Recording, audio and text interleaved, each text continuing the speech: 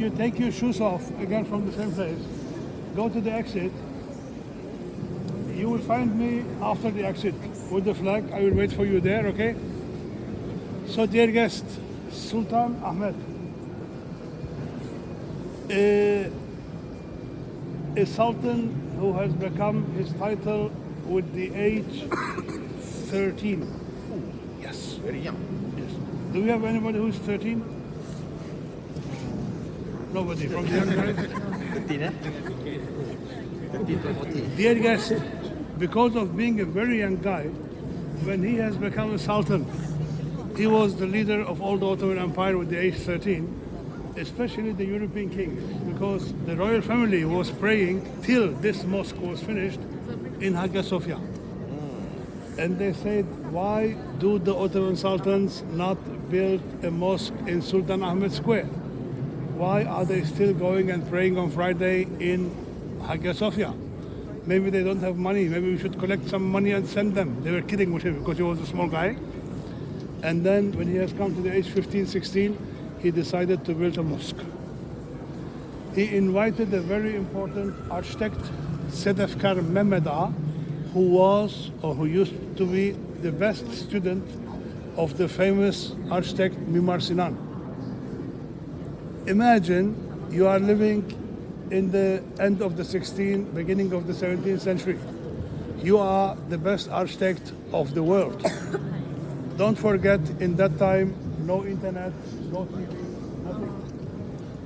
When anybody tell you you are invited by the Sultan, you know what you imagine when they say Sultan, because they never see him before. Maybe a man who is 2 meters long, with a long beard, with a silk dress, hard looking, scary. That's what the architect was imagining when he has met Sultan Ahmet in Topkapi Palace. He was told to come there. He didn't know why. Nobody told him why. They only said, Sultan Ahmet is inviting you to the palace. Please go and visit him. So when he has come to the palace, in that time there was a tradition, there is an audience hall. When anybody, visitors come in, he go in and put his hands on his back and go with the head down and waits till the Sultan says stand up. Then he can stand up and present himself. He has stand up and he said, I am Sedefkar Mehmed Ağa. I am the architect. Very glad to be invited by you. And then suddenly a small kid, small child, turned and said, I am the Sultan of the Ottoman Empire. So the architect gets shocked. What is this? Child. Sultan of the whole empire, big empire, Africa, Europe, Asia. And then he started to shake his hands and legs, and he was thinking, are they kidding with me? Can this really be the Sultan?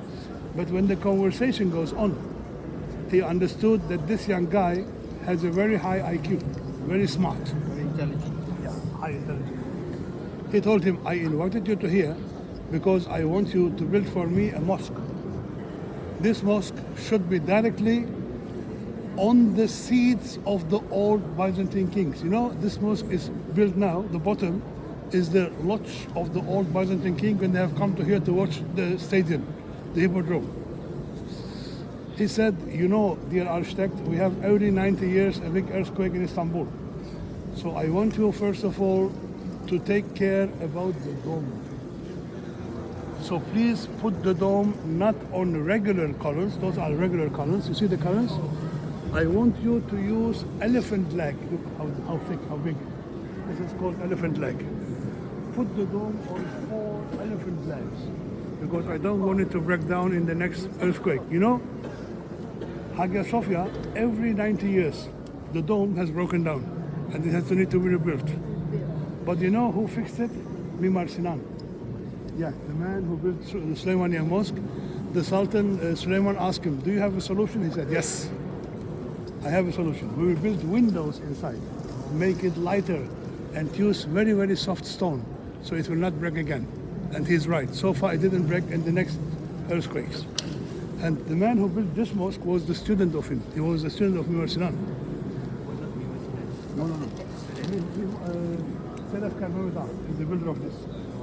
Is the student of Mimar Sinan. Yeah. He told him, I want you to power the main dome with, on each side with a half dome. You see there are 4 half domes around the main dome, and each half dome should be powered with 3 smaller half domes. And then you can build the walls. A small misunderstanding between the Sultan and the architect. This mosque is the only mosque in its time, in the 16th century, which had 6 minarets, 6 towers.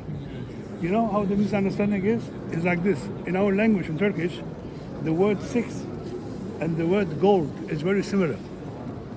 Altı is 6. If you put N, altın is gold. Normally, the Sultan said, I want you to put gold on the top of the minarets. But the poor architect misunderstood. He understood, I want a mosque with 6. And this was not very okay in that time. Why?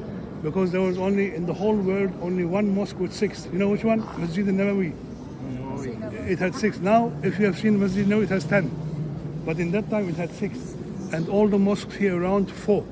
For example, the one we're going to visit tomorrow morning, Süleymaniye Mosque, has only 4. Right? So this was a small misunderstanding. And then he said, I want you to use 24,000 blue tiles. Look, today we have only one line, blue tiles. This is the reason why the tourists say blue mosque. Because of those blue tiles, right? Regularly, I also know in that time, all the fine art, all the details, they have used, more blue color than today. The last restoration was made 3 years before. They used more green and red, as you can see. Let us go a little bit more further, please.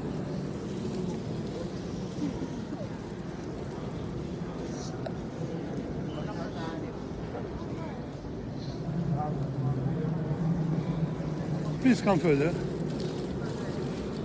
So, in your opinion, why they were using the blue color? Because this tile was a royal color in that time, and it was made in Bursa, in Iznik.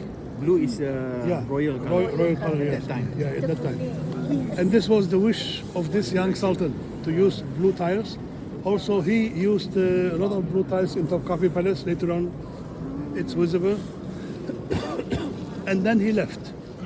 It has taken 13 years to finish this mosque. 13 years. And then the Sultan declared, he said, from now on, Friday prayer will be done in Sultan Ahmet Mosque. Normally we call those mosques Salatin Mosque. Yes, Salatin means Sultan's Mosque. Fatih Mosque, Süleymaniye Mosque, Sultan Ahmet Mosque, all sponsored by the Sultans, right?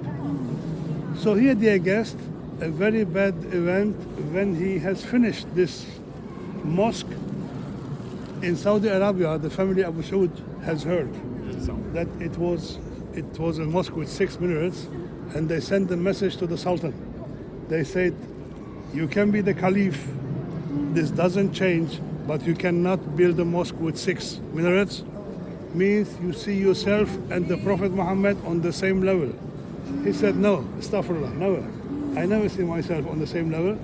Then they told him, tell your architect to take the 2 off, to collapse the 2 minarets in the front. He said, I cannot. It is made with a very special plan. If we break the 2 in the front, the balance will be broken. But what I can do is this, I send you a sponsor. You can add 2 more to Masjid al-Nabawi. And this was the solution. And when he has come to the age 28, very young guy, one day in Topkapi Palace when he was eating, suddenly blood started to come from his nose, and then from his mouth, and then also from his ears. And he said, I am dying, and he died. He's buried outside in a special dome, in a special turba. He's here with his family. And then suddenly the Ottoman Empire had a trouble. They said, what can we do? The Sultan has died in a very young age and he has no children. His children are very small. So they decided to declare Mehmed III, the next Sultan, was his brother. So the first time in the history of the Ottoman Empire, not from father to son, from brother to brother, was made, chosen the next Sultan. in the history of our Ottoman Empire, dear guest. Other information are more about the Islamic religion. I don't need to tell you because you know direction is important. It was face cover. Because of it being a touristic area, this area is always free for visitors. This is for them. And behind the shoes is for ladies. In the past, you know, they have used the balconies for ladies. But now, because people come here very fast, they pray very fast and go. Because there are everyday people coming and going. That's why, to make it easier for the ladies, they made for the ladies special places to pray behind the covers of the shoes. Dear guest, for this young generation, like in every mosque, you saw also the same in Great Mosque in Bursa. In the Islamic religion, we give big importance to calligraphy. So verses from the Quran can be seen everywhere, especially in the main dome you can see, in the semi-domes you can see. Those are mostly verses from Nur, Surah An-Nur, Al-Imran. This is for the education of the young generation, right? Okay, thank you very much for your listening. Any question you can ask. Otherwise,